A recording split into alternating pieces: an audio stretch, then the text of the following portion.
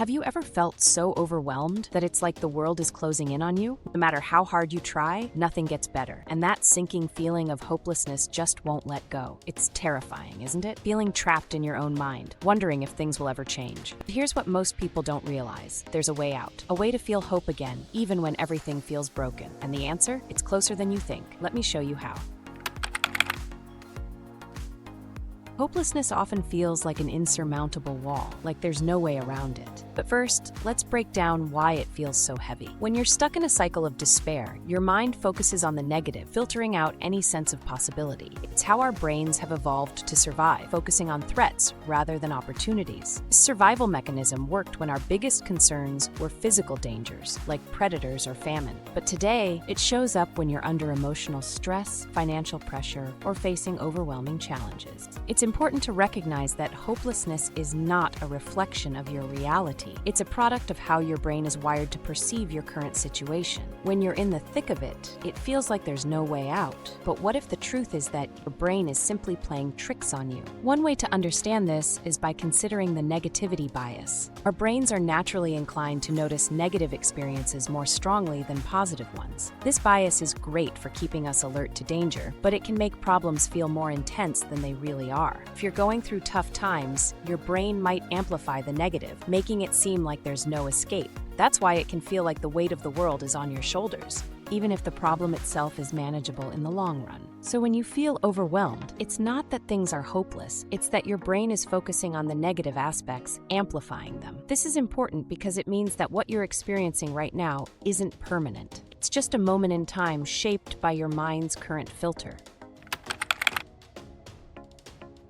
When you're stuck in the depths of hopelessness, it can seem impossible to pull yourself out. And that's because expecting to change your entire mindset overnight isn't realistic. Instead, small shifts can have a powerful cumulative effect. You don't need a complete mindset overhaul to see change. You just need to start somewhere. One of the most powerful tools in this process is what's called micro-progress. This involves focusing on small, actionable steps that lead to noticeable changes over time. Think of it like planting seeds. You may not see the plant grow overnight, but if you keep nurturing those seeds with consistent effort, you'll eventually witness growth. Start with small, manageable tasks, things that are within your control. For example, if you're struggling with work, setting a goal to complete one small task every day can create momentum. If you're feeling disconnected from others, try texting one person to check in, or take a few minutes to have a quick chat. These tiny actions have a huge impact on your overall mindset. Not only do they give you something positive to focus on, but they also trigger a release of dopamine, the feel-good hormone, which can make you feel more capable and motivated. Imagine this: if you start each day by writing down 3 things you're grateful for, even if they're small, like a warm cup of coffee or the fact that you got a good night's sleep, that tiny action begins to shift your brain's focus from what's wrong to what's right. Over time, those small shifts accumulate, and before you know it, they become habits that help you see the world in a new light. Real-life stories are full of people who started small, like Jane, who struggled with depression and felt like she'd never get out. She began by setting one small goal each day: make her bed, take a short walk, read a chapter of a book. The first few days were hard, but she stuck with it, and slowly her mindset began to change. It wasn't an instant transformation, but the little things added up, and soon she could see a way forward. Sometimes, the biggest obstacle to positivity is the way we perceive the situation. When everything feels hopeless, it's easy to get stuck in black and white thinking, where things are either perfect or awful. But what if there was another way to look at it? What if you could change your perspective without denying your feelings? This is where cognitive reframing comes into play. It's the practice of changing the way you interpret your circumstances. Let's say you've just lost your job. Naturally, the first response might be fear, panic, and a sense of defeat. With reframing, you can choose to see it differently. Instead of focusing on the fear of uncertainty, try shifting your mindset to see it as an opportunity for growth. Maybe it's a chance to explore a new career path, pursue something you've always been passionate about, or finally take time for that project you've neglected. What happens when you reframe a situation is that you create space for hope. You stop seeing yourself as a victim of circumstance and start seeing yourself as someone who has control over their future. This shift in thinking can make a world of difference, and it allows you to move forward rather than remain stuck in despair. By choosing to look for the positive, you're not ignoring the challenges, you're embracing the opportunity to learn and grow. This also relates to how you view your own progress. If you're struggling with feeling hopeless about your long-term goals, try reframing how you measure success. Instead of focusing solely on the end result, celebrate the small wins, like staying consistent with your efforts, learning something new, or even just taking a break when you need it. Every step counts, no matter how small it may seem.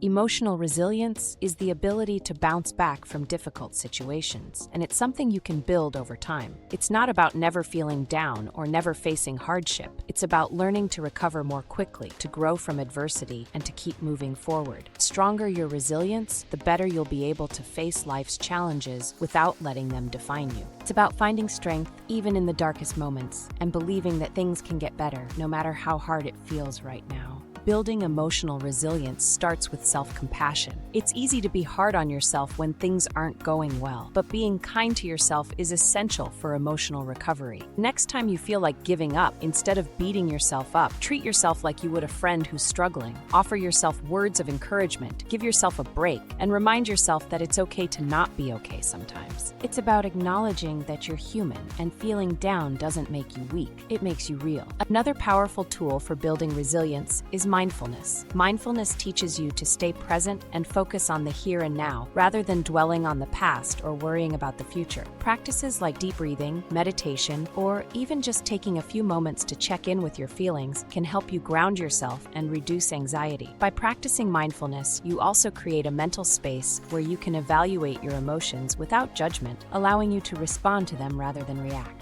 But emotional resilience also depends on your environment. Surrounding yourself with supportive people is crucial. When everything feels hopeless, it can help to have someone who believes in you, even when you don't believe in yourself. Seek out friends, family, or communities that lift you up and encourage you to keep going. You don't have to go through this alone, and the right support system can make a world of difference in your journey. Whether it's a close friend, a mentor, or a counselor, having people who care about your well-being can provide the strength to keep moving forward. Resilience also involves accepting that setbacks are a part of life. It's not about avoiding failure, but learning how to respond to it. When something doesn't go as planned, take a step back, analyze what happened, and then ask yourself, what can I learn from this? This mindset allows you to grow from every challenge you face, instead of being defeated by it. Every setback, no matter how painful, holds the potential for growth. Resilience is about seeing failure as a stepping stone, not the end of the road. Feeling hopeless doesn't mean it's the end. It's normal to struggle, but those feelings don't define your future. Small steps, a shift in perspective, and emotional resilience can guide you through tough times. You don't need to have everything figured out. Just take it one step at a time. You've already taken the first step by being here. Hope is always possible, and it begins with you.